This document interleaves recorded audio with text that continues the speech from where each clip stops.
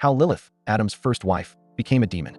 I've heard a lot of claims from people, even some Christians, saying that Eve was not Adam's first wife but that Lilith was, and that she later became a demon because she rebelled against God. But that raises a very important question. How? How did she become a demon?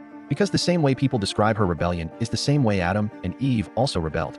So what exactly did Lilith do, according to these claims, that supposedly turned her into a demon and the wife of Lucifer?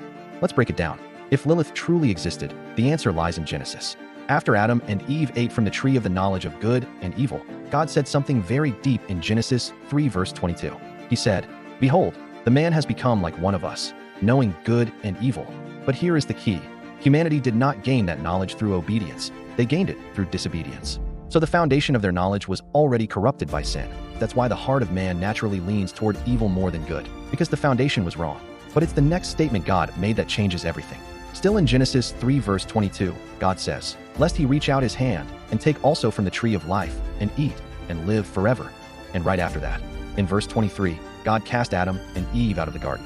This means something powerful.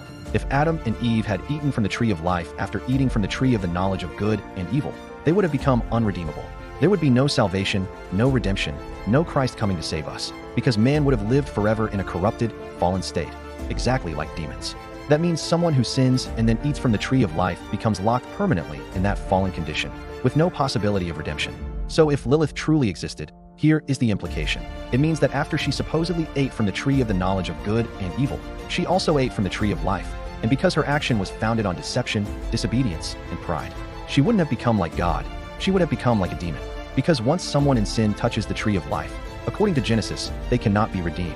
That would mean Lilith became unredeemable the moment she ate from the tree of life, and she would share the fate of demons, being eternally separated from God.